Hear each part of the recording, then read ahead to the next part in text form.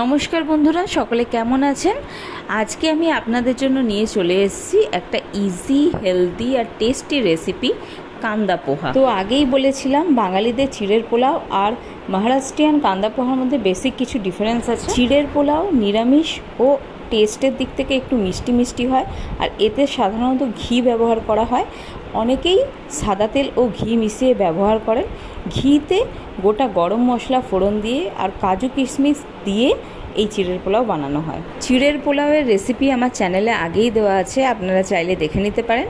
আর আজকে শেখাবো সহজ কান্দা পোহার রেসিপি। কান্দা পোহা বানানোর জন্য প্রথমে কড়াই ভালো করে গরম করে নিতে হবে, তারপর তাতে 2 চামচের মতো রিফাইন্ড অয়েল দিয়ে দিতে হবে। তেল গরম হয়ে এলে তার মধ্যে চিনেবাদাম দিয়ে সেটাকে ভালো করে ভেজে নিতে হবে। এটা বানানোর জন্য মূল উপকরণ হচ্ছে কান্দা, মানে পেঁয়াজ। এখানে আমি বড় বড় দুটো পেঁয়াজকে কুচি করে নিয়েছি। এছাড়া অল্প একটু গাজর আর বিনস নিয়েছি। অন্য কোনো সবজি নেওয়াটা অপশনাল, আপনারা চাইলে স্কিপও করতে পারেন, কিন্তু বাকি রেসিপিটা একদম সেম টু সেম ফলো করবেন।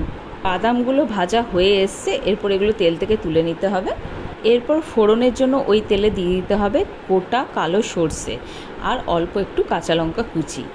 আমি এখানে 3 জনের জন্য এই পোহাটা তৈরি করছি, তাই আমি এখানে 2টো কাঁচা লঙ্কা নিয়েছি। আপনারা যেরকম ঝাল খেতে চান সেরকম নেবেন।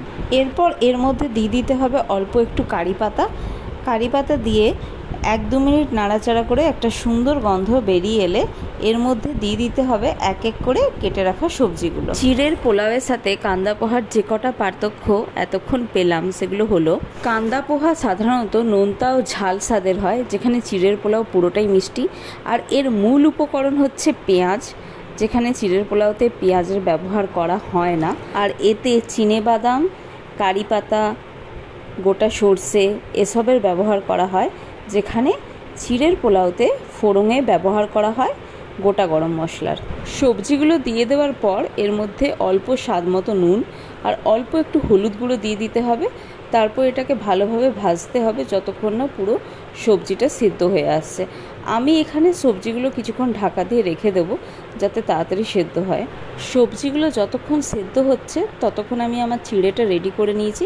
এখানে আমি প্রায় 250 গ্রামের কাছাকাছি মোটা চিড়ে নিয়েছি। এরপর এই চিড়েটাকে খুব ভালো করে ধুয়ে নিয়ে ভেজা অবস্থায় কিছুক্ষণ রেখে দেবো।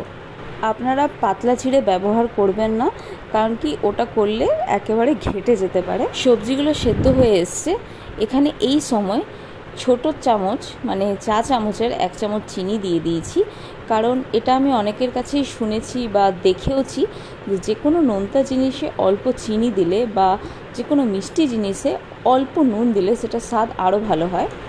এরপর এর মধ্যে ধুয়ে রাখা চিড়েটা দিয়ে দেবো, আর তারপর এটাকে ভালো করে সবজিটার সাথে নাড়াচাড়া করে মিশিয়ে নেব। এরপর এতে অল্প আর একটু নুন দিতে হবে। সবজি ভাজার সময় আমরা অলরেডি একবার নুন দিয়েছি, আর কিন্তু এখানে এতটা চিড়ে যেহেতু দেওয়া হলো তাই অল্প আর একটু নুন লাগবে। তো আমি এখানে ছোট চামচের 1 চামচ প্রায় আরও নুন দিয়েছি। নুনটা দিয়ে এটাকে আরও একবার ভালো করে নাড়াচাড়া করে পুরোটা মিশিয়ে নিতে হবে। এরপর এর মধ্যে আগে থেকে ভেজে রাখা চিনেবাদামগুলো দিয়ে ভালো করে মিশিয়ে নিলেই কান্দা পোহা রেডি।